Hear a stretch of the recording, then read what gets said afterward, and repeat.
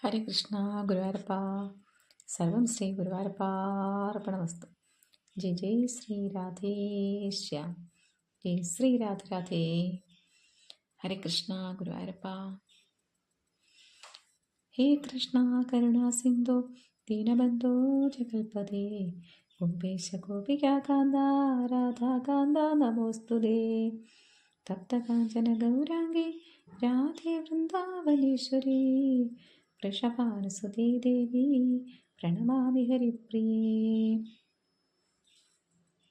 ഓം വിഘ്നേശായ നമഃ. ഓം ശ്രീ മൂകാംബികാ ദേവി നമഃ. ഓം ശ്രീ ഗുരുഭ്യോ നമഃ. ഓം ഗണാനാം ത്വാം ഗണപതികം ഹവാമഹേ കവിം കവീനാമുപമസ്രവസ്തമം ജ്യേഷ്ഠരാജം ബ്രഹ്മണാം ബ്രഹ്മണസ്പദ ആനശൃണ്വന്നോതിഭിസ്സീദസാദനം. പ്രണോ ദേവി സരസ്വതി വാജേഭിർവാജിനീവതി ധീമാമവിത്രവതോ. ഓം ഗണേശായ നമഃ. ഓം സംസരസ്വത്യേ നമഃ. ഓം ഭരദേവതായേ നമഃ. ഓം ദേശദേവതായേ നമഃ. ഓം ശ്രീ മഹാദേവായ നമഃ. ഓം സർവദേവതായേ നമഃ.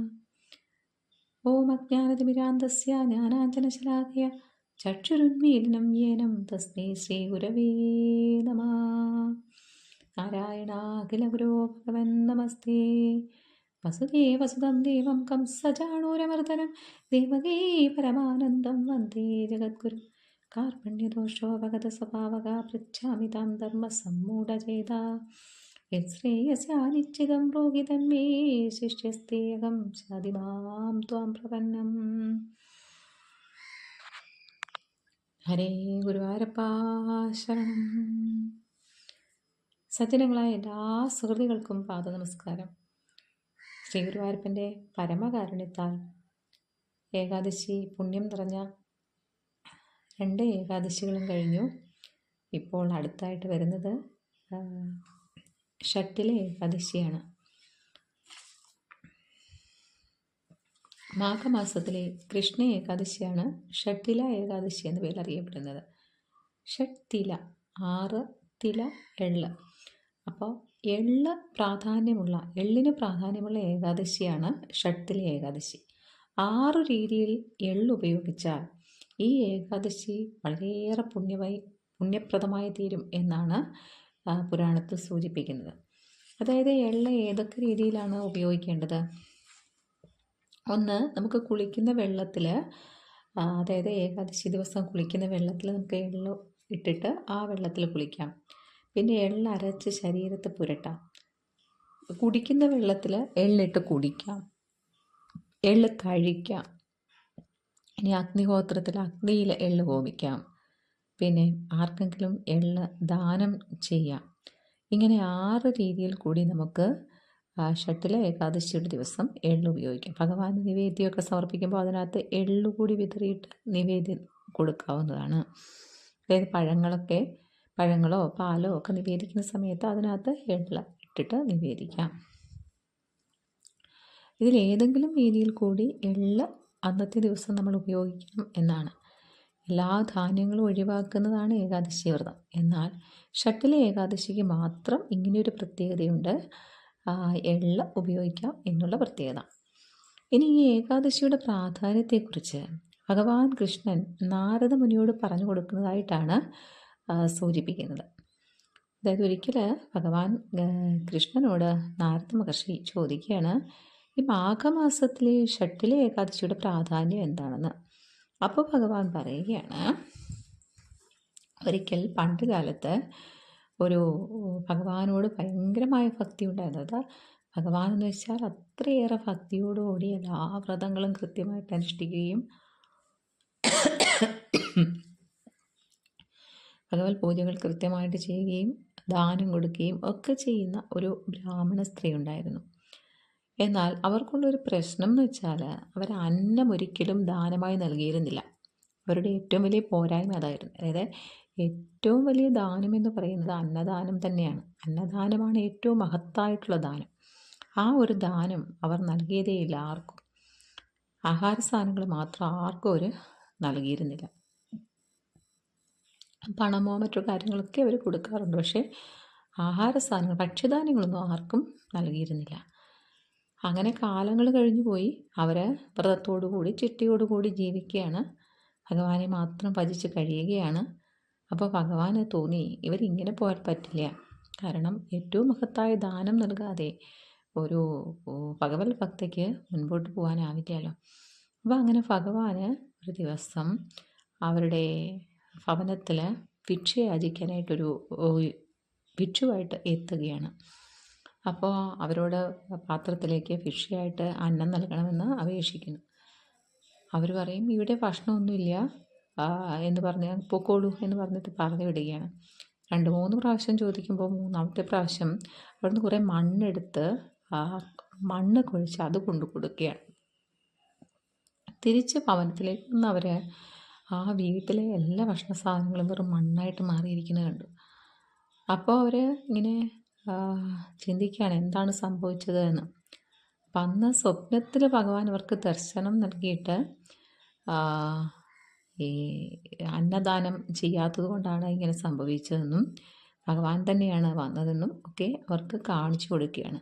അതുകൊണ്ട് ഷട്ടിലെ ഏകാദശി വ്രതം അനുഷ്ഠിച്ച് അന്നദാനവും ചെയ്താൽ ഇവരുടെ ഈ പാപത്തിൽ നിന്ന് മോചനം കിട്ടുമെന്ന് ഭഗവാനായിട്ട് തന്നെ പറയുന്നു എന്നും പറയുന്നുണ്ട്. മറ്റൊരു രീതിയിൽ കൂടി ഈ ഏകാദശി വ്രത കഥയെക്കുറിച്ച് സൂചിപ്പിക്കുന്നുണ്ട്. അതായത് അപ്പോൾ കുറച്ച് നാൾ അങ്ങനെ കഴിഞ്ഞിട്ട് ആ സ്ത്രീ മരണപ്പെടുകയും അവർ ഒരുപാട് പുണ്യം ചെയ്താണ്, അതായത് ഭഗവത് വ്രതങ്ങളൊക്കെ കൃത്യമായിട്ട് എടുക്കുകയൊക്കെ ചെയ്തതുകൊണ്ട് അവർ സ്വർഗീയ ലോകത്തിലേക്ക് എത്തപ്പെടുകയും അവിടെ അവർക്ക് വേണ്ടി ഒരു ഭവനം പ്രത്യേകമായി സജ്ജമാക്കുകയും ചെയ്തു എന്നാണ്. അപ്പോൾ ആ ഭവനത്തിൽ ഇത് മൊത്തം മണ്ണുകൊണ്ടുണ്ടാക്കിയതായിരുന്നു. അവിടെ സാധനങ്ങളൊന്നും, ആഹാര സാധനങ്ങളൊന്നും അവർക്ക് കരുതിയിരുന്നില്ല. അപ്പോൾ അവർ ഭഗവാനെ, ഇത്രയും പുണ്യങ്ങളുള്ളതുകൊണ്ട് അവർക്ക് ഭഗവാനെ ദർശിക്കാൻ കഴിഞ്ഞു. അപ്പോൾ ഭഗവാൻ അവരോട് പറയുകയാണ്, അപ്പോൾ എന്താണ് എനിക്കിങ്ങനെ സംഭവിച്ചതെന്ന് ചോദിക്കുമ്പോൾ ഭഗവാൻ അവരോട് പറയുകയാണ്, അന്നദാനം ചെയ്യാത്തത് കൊണ്ടാണ്. അപ്പോൾ അത് നിങ്ങൾക്ക് ഇതിൻ്റെ കൃത്യമായിട്ടുള്ള കാര്യങ്ങൾ ഷട്ടില ഏകാദശി വ്രതം അനുഷ്ഠിക്കാനെക്കുറിച്ച് ദേവതമാർ വന്ന് പറഞ്ഞു തരുമെന്ന്. അങ്ങനെ 7 ദേവതമാർ വന്ന് അവരോട് ഈ കഥ പറഞ്ഞു കൊടുക്കുകയാണ്. ഷട്ടില ഏകാദശി വ്രതം അനുഷ്ഠിക്കുന്നതിൻ്റെ പ്രാധാന്യത്തെക്കുറിച്ച് അവരോട് പറയുകയാണ്. അങ്ങനെ കൃത്യമായിട്ട് വ്രതം അനുഷ്ഠിക്കുകയും അവരുടെ ഈ പാപങ്ങളിൽ നിന്ന് അവർ മോചിപ്പിക്കുകയും പിന്നീട് അവർ ഭഗവത് ലോകത്തേക്ക് എത്തപ്പെടുകയുമാണ് ചെയ്യുന്നത്. അവർ ചെയ്ത പുണ്യം കൊണ്ട് അവർക്ക് സ്വർഗീയ ലോകം കിട്ടി, പക്ഷേ ഭഗവത് ലോകത്തേക്ക് എത്താൻ കഴിഞ്ഞില്ല. അന്നദാനം ചെയ്യാത്ത ആ ഒരു ദോഷം അവരിൽ നിൽക്കുന്നതുകൊണ്ട്. അന്നം ചോദിക്കുന്നവർക്ക് ഓടും കൊടുക്കില്ലായിരുന്നു. നമ്മുടെ മുന്നിൽ അന്നം ചോദിച്ചാൽ എന്ത് കൊടുത്തും നമ്മളത് കൊടുക്കണം എന്നാണ്. അതായത് ഏറ്റവും വലിയ ദാനം, ഒരാളുടെ വയറ് നിറഞ്ഞാൽ അയാൾ മതി എന്ന് തീർച്ചയായിട്ടും പറയും. മറ്റൊരു ദാനത്തിനും അങ്ങനെ ഒരു പുണ്യമില്ല. ആ ഒരു പുണ്യമാണ് അന്നദാനം കൊണ്ട് കിട്ടണത്. അതുകൊണ്ട് നമുക്ക് കഴിയുന്ന സമയത്ത്, കഴിയുമ്പോൾ നമ്മളെക്കൊണ്ട് കഴിയുന്ന രീതിയിൽ അന്നദാനം ചെയ്ത് മറ്റുള്ളവർക്ക് ചെയ്ത് അവർക്ക് വേണ്ടുന്ന കാര്യങ്ങൾ ചെയ്ത് കൊടുക്കാവുന്ന, നമ്മളെക്കൊണ്ട് കഴിയുന്ന രീതിയിൽ ചെയ്യാവുന്നതാണ്. അപ്പോൾ ഈ കഥയാണ് ഭഗവാൻ നാരദമുനിയോട് പറഞ്ഞു കൊടുക്കുന്നത്. ഇത്തവണത്തെ ഷട്ടില ഏകാദശി വ്രതം വരുന്നത് 25-ാം തീയതിയാണ്. 25-ാം തീയതി, 24-ാം തീയതി രാത്രി 7:25 വ്രതം തുടങ്ങും. 25 രാത്രി 8:31 വ്രതം തീരുന്നത്. പകൽ 2:15 മുതൽ രാത്രി 2:38 വരെയാണ് ഹരിവാസര സമയം, ഭഗവാൻ ഭൂമിയിൽ എത്തുന്ന സമയം.